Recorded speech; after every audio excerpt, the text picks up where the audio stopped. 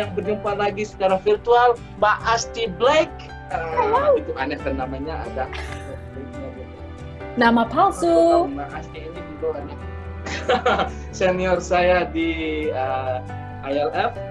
Kita kerja di ILF dulu, dan beliau ini ya yang memberikan saya motivasi, yang mengajar saya bagaimana mengajar bahasa Inggris ya. Oke, Mbak Asti apa kabar? Baik. Mbak Asti tinggal di mana nih sebenarnya, Mbak Asti? Kok itu namanya aneh tuh belakangnya itu, mencurigakan. Ini nama palsu sebenarnya. Kok bisa? Saya tinggal di Sydney, pindah ke sini mulai 2015, tapi sebelumnya sudah sering bolak-balik. Bali, Sydney, Bali, dan akhirnya 2015 saya memutuskan untuk pindah ke Sydney for good. Ngikut suami berarti ya, Mbak Asti ya? Betul, ngikutin impian. Oh, dulu katanya bolak-balik sebelum yang 2015 itu, sebelum stay di sana bolak-balik. Itu ngapain? Jualan kerupuk atau apa? Iya, sebenarnya ya. Kalian juga jadi TKW. Saya itu awalnya ke Australia pertama kali itu transit doang. Waktu saya mau ke Pasifik tahun 2011. Nah, tahun 2012 ya ke Pasifik. Saya pernah bekerja di negara kecil sekali di Pasifik. Yang Kiribati itu ya? Ya, betul. Saya di Kiribati dan itu pengalaman saya lewat Sydney karena saya harus transit di Sydney. Pengalaman pertama saya pikir Sydney is a good place. Lalu tahun 2012 saya berkesempatan untuk bekerja di Departemen Pendidikan di New South Wales, negara bagian New South Wales. Jadi tahun itu saya di Sydney selama full year, selama 1 tahun penuh untuk bekerja di sekolah di bawah Departemen Pendidikan negara bagian New South Wales. Oke. Jadi perlu teman-teman ketahui kalau Mbak Asti ini dari wong Jawa saiki. Oh, Jawa, asli Jawa saya.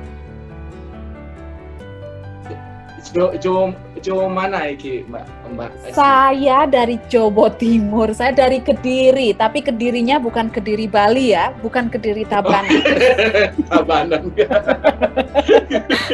Asli Kediri, Bapak Ibu di Kediri, saya Jawa Tulen. Tapi kemarin lama kan tinggal di Bali kan, sempat kan? Saya tinggal di Bali itu, lama banget kali ya. On and off, 8 tahun. Wah, oke.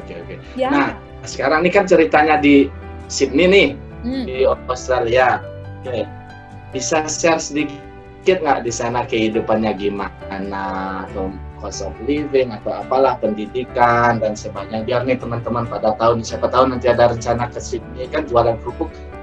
Ayo sini kalau mau jualan kerupuk, jualan bakso, saya jadi deh pembeli yang pertama.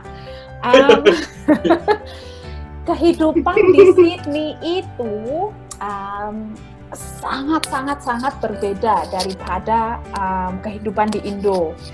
Pertama kali saya tinggal di Sydney, kesan pertama itu bersih, rapi, dan semuanya teratur.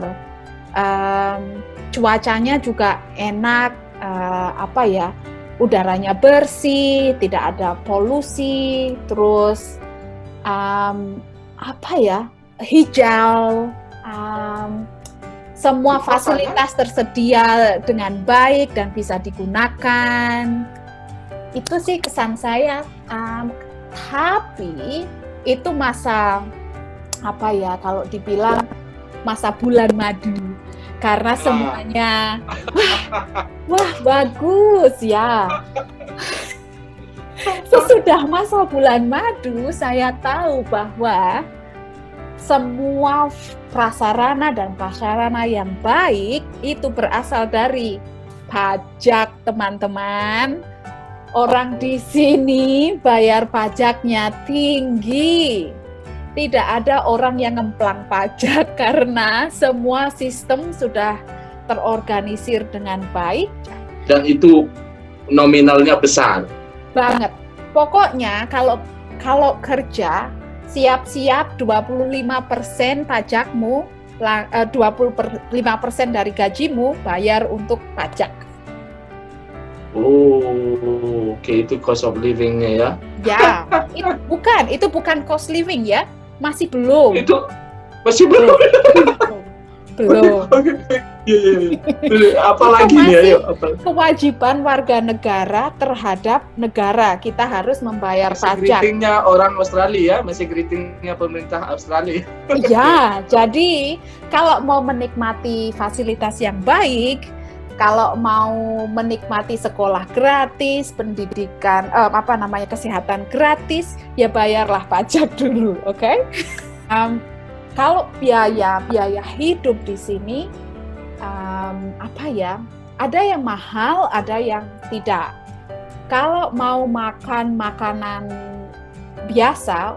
biasanya Australia kayak roti, yang pasta-pasta, yang makanan bule-bule, tentu lebih murah. Tapi kalau tinggal di sini mau makan sambal matah, nah itu mahal. Itu lebih kebalik ya? Kebalik. Kalau di Indo kan mau makan makanan bule mahal. Kalau mau makan sambal matah murah. Kalau di sini, nah dibalik. Karena bayangkan saja kalau harga serai misalnya, serai yang berukuran sejari saya ini nih, 2 itu 40.000. Ya. Jadi buat saya 2 hari makan, Mbak. Jadi jangan banyak-banyak makan serai, oke? Oke. Atau kayak bumbu-bumbu yang eksotik kayak misalnya ya serai, yang bumbu-bumbu yang di Indonesia murah di sini biasanya mahal. Jahe gitu ya? Ya, jahe sekarang nih jahe sekilo 400.000. No, ya emang sih di sini juga mahal ya, tapi di sana mahal. Oke. Ya, 400.000 sekilonya. Kalau murah biasanya 250.000 sekilo, itu sudah murah. Mungkin karena COVID-nya ya. Oh iya, kalau sekarang situasi di sana terkait COVID-nya gimana, Mbak Sti? Udah dibuka ya lockdown-nya? Di sini sudah mulai dibuka. Jadi pemerintah negara bagian, setiap negara bagian punya aturan sendiri-sendiri ya. Jadi ada peraturan pemerintah federal, pemerintah nasional, lalu ada masing-masing negara bagian punya aturan sendiri-sendiri.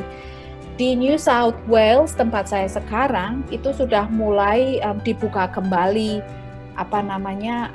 kayak kafe sudah mulai buka, atau restoran-restoran sudah mulai buka, sekolah sudah normal sejak sekitar 4 atau 5 minggu yang lalu. Tapi ada beberapa hal yang masih belum dilonggarkan. Jadi kayak misalnya nonton bola masih belum boleh karena terlalu banyak orang. Atau konser masih belum boleh. Tapi kehidupan sudah mulai seperti biasa. Sedikit demi sedikit normal ya. Tapi tetap ya pakai masker gitu ya. Oh, di sini masker sebenarnya bukan hal yang sebesar kalau di Asia ya. Di sini yang paling banyak itu cuci tangan, sanitizer di mana-mana. Terus kalau di tempat kerja saya, jadi setiap kali saya memasuki ruangan selalu ada hand sanitizer, selalu pakai desinfektan untuk membersihkan meja, kursi, segala macam. Berarti walaupun nggak pakai masker ya keluar? Tidak banyak. Walaupun nggak pakai masker keluar nggak apa-apa? Nggak apa-apa. Ada yang orang lebih memilih memakai masker, boleh. Tapi secara umum tidak banyak orang yang memakai masker. Gitu. Oke. Soalnya kalau di sini, kalau Mbak Asti balik ke Bali lagi, itu pasti setiap desa itu, desa wajib masker gitu kan. Kalau masker wajib, jadi harus pakai. Kayak Citimun di sini dulu.